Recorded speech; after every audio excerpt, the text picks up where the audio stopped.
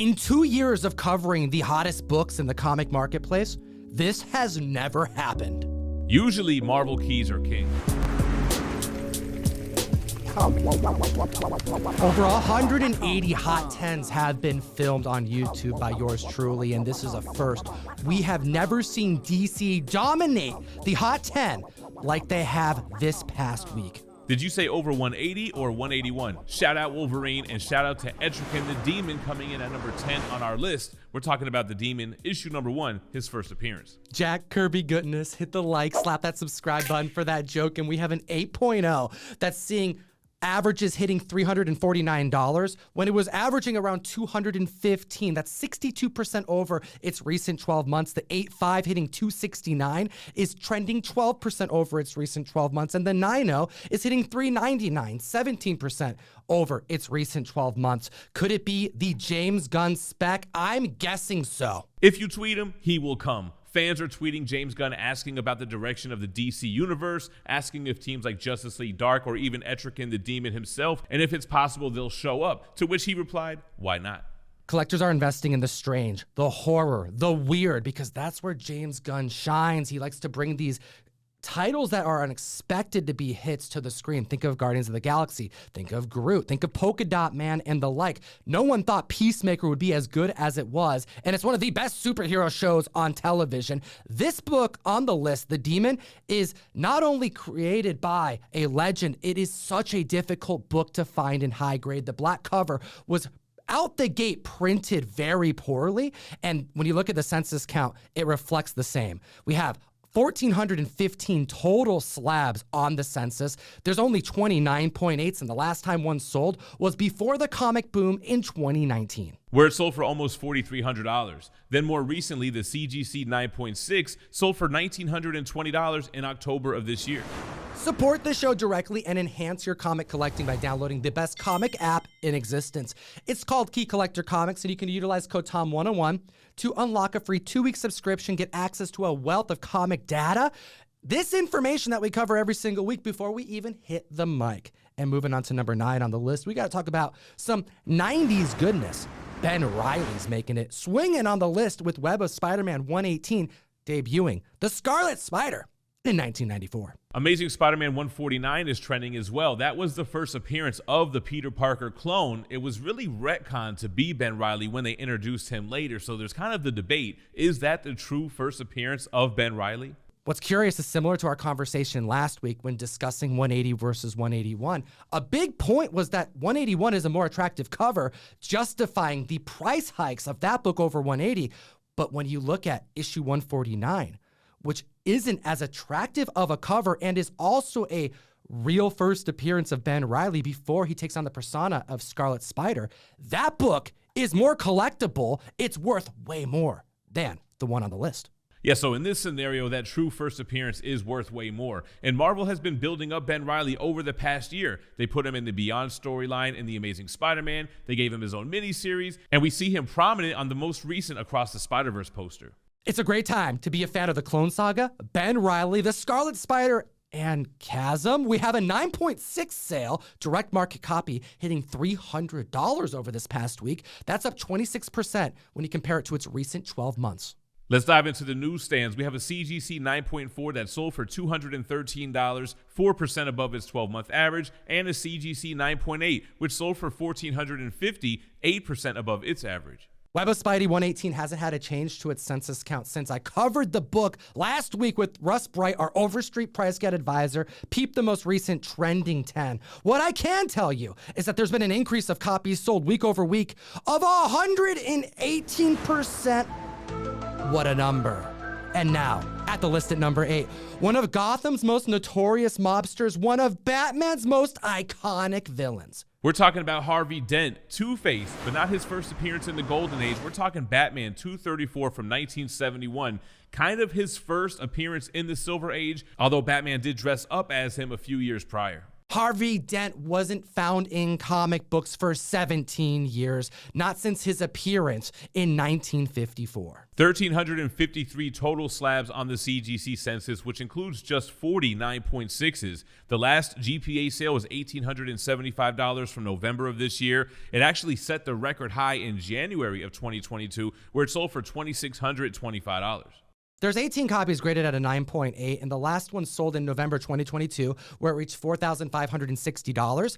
The record high was set in January 2021, where it sold for $6,600. 4.0s are averaging $219, which is 10% over its recent 12-month average. The 6.5 sold for $361, which is 6% over its recent 12 months. And lastly, the 7.0 hit $493, which is 7% over its recent year average. Now, could we see this character in the Matt Reeves Batman films?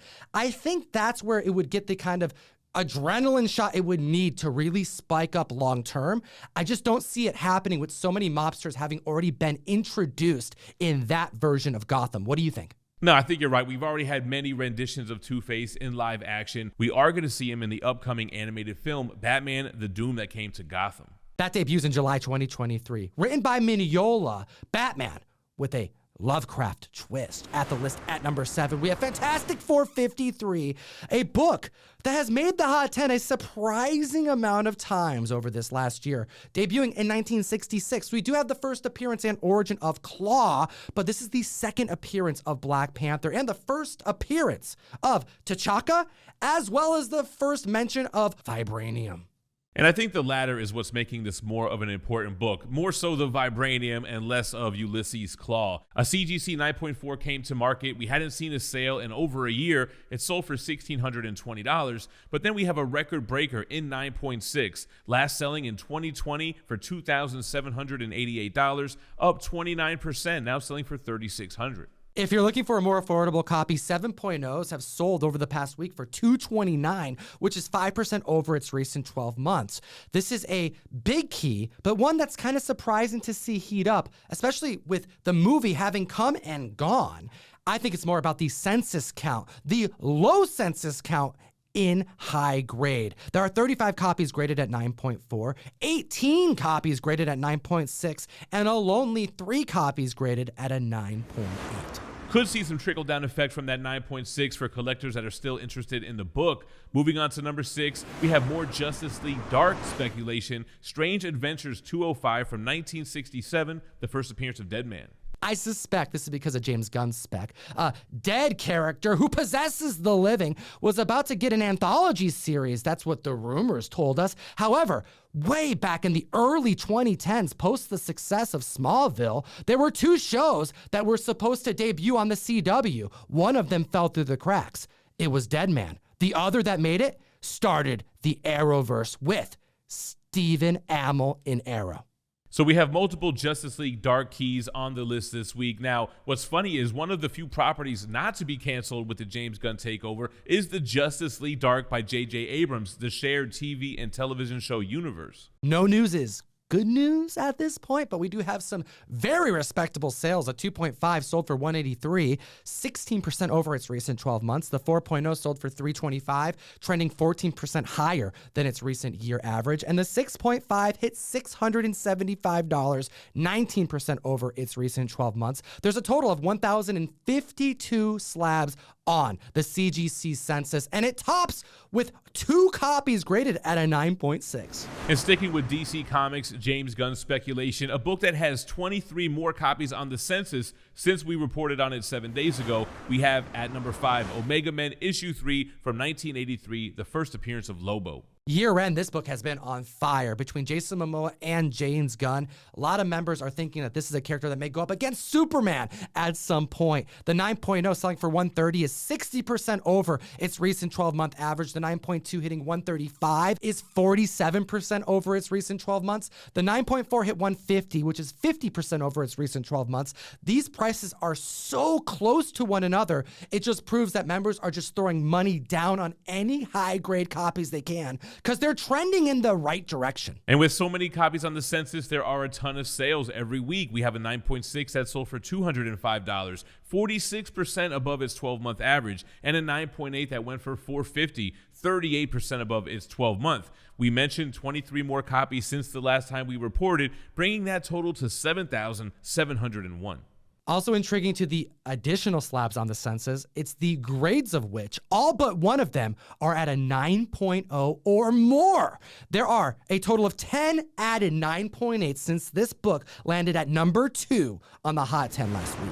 Before we jump into number 4 on the list, we are in open enrollment for the January mystery mail call. Not only do we get the trade dress Thanos Death Notes by the lead killer Ken Lashley, we've got a Berserker issue number 1 with cover art by Raph Grassetti. The God of War art director, we have Berserker 1, Raph Grassetti, trade dresses and virgins going out 1 per box at random. Comic Tom 101 to join the community, support the show directly, or you can go to the link in the description of this video and give me an excuse to send you comics every single month. At the list at number 4, we're talking Harley Quinn with Batman Adventures number 12, debuting in 1993.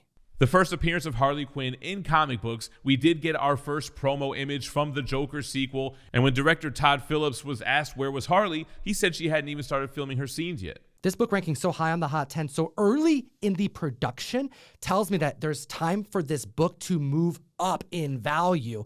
Lady Gaga isn't set to begin her takes until post the new year in 2023, and if we see the same treatment as what happened in the first Joker movie, we won't see a trailer till nearly 6 months prior to the release of the film, which isn't slated until October 2024. Plenty of time to grow or at least get back to his former glory. We have a total of 7,902 slabs on the CGC census. That's 24 more from when it made number 1 on last week's Hot 10. The CGC 9.8 has over 1,000 copies, and the last recorded sale was in December, this month, this year, where it sold for 2,619. Still a far cry from the record setting in May of 2021, where it sold for 4,551. 10 more 9.8s were added to the census in the last week. We have 8.0s hitting 590, which is trending 12% higher than its recent 12 months. The 8.5 hitting 659, trending 14% higher. And the 9.0 hitting 835, which is 13% higher. The CGC 9.2 sold for $892, putting it 20% above its 12-month average. And that brings us to number 3 on the list with Advanced Dungeons & Dragons number 1, debuting in 1988. The first comic book series based off of the tabletop RPG game. So I was never a D&D guy. I don't have any skin in the game here. They had a trailer drop 5 months ago. A movie's coming out in March. I just checked out the trailer, and it feels like they're trying to copy the MCU formula. You've got a popular song, the light humor. I don't really know how a D&D movie's supposed to feel, but I don't think this is it. I'm getting the same vibes, Jem. I mean, this is definitely not meant to be a kid's movie, but I think that's going to be the target demographic, whether they like it or not. And we have a lot of high-grade 9.8s that sold very well this past week, but I think if you're a little patient, comic fam, this price may drop as we approach March, the debut of this movie, and beyond, because I don't think there's going to be a sequel. The CGC 9.6 sold for $167, 37% above its 12-month average. And then we had 5 sales in 9.8, all higher than their 12-month average of $313, the highest being for $425, which is 36% higher. They're definitely on the MCU track with books in production. There's talks of a television series that'll be a shared universe that is in the works, but a lot is dependent on the success of this film. Which brings us on over to number 2 on the list. Back to DC Comics, we have New Teen Titans issue number 2 from 1980, the first appearance of Deathstroke the Terminator, and we have a clear focus on Nightwing as we come out of 2022 with the recent conclusion of the Crisis event at DC. A whole universe is emerging again. It's clear DC intended to have Deathstroke part of their DCEU with that post-credit scene for Justice League, and when asked directly, James Gunn said we could see Deathstroke in his new DC universe. That appearance was supposed to set up a Justice League 2 as well as a solo Batman film with Ben Affleck in the lead, but that never happened. We have a CGC 8.5 that sold for $144, 3% above its 12-month average. A 9.0 that sold for $202, 20% above its 12-month. There are 557 9.0s on the census. The 9.4 hit $250, 13% over its recent 12 months. And there are 959 graded on the census of that book. There are 776 9.8s, and one just sold for $1,125, putting it 8% above its 12-month average. Now, we're talking newsstand copies here, comic fan, and that almost broke record. The record was set for 1170 in October of this year. And let's keep the newsstands going with some record-breaking sales. The CGC 6.0 sold for $85 back in October. It's up 12%, now selling for $95. And the newsstand 8.0 sold for $149 this month, but was beaten by a record-breaking sale of $159. Slap that like button, hit the subscribe. We're here every 7 days covering the health of the comic book marketplace and leading the list in what is the final Hot 10 of the year. Is a book that's never ranked so high and is not a Marvel or a DC book. We have the Addams Family #1 debuting in 1974. The Wednesday craze is real. We just recently talked about this book on the runners-up list. It's the second most watched series on Netflix. Fans are loving this adaptation of the Addams Family, and this is the first appearance of Addams Family in a standard-sized comic book. Jenna Ortega's take on the Wednesday character in the most recent Netflix series titled Wednesday has become not just a hit, but it's gone viral for the Wednesday dance alone.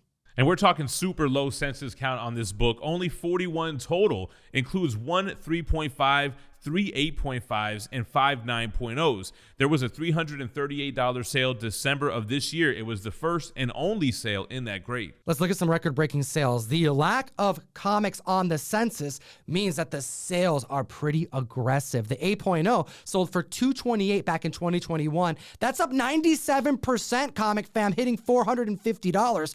And the sales can't keep up with demand. The 8.5, which last sold in March for $171, sold for far less than the 8.0 just did, but still with an increase of 40%, selling for $240. Somebody got a deal on that 8.5, and then we have a CGC 9.2. It last sold for $400 in April, up 25%, now selling for $500. There are only 9 copies in 9.2 on the census, and only 5 of the 9.4s. The last GPA sale was also the record high, where it sold for $215, way back in August of 2008. There's only 3 copies graded at a 9.6, and that is it. And we haven't seen one of those copies surface since July 2019 when it sold for $504.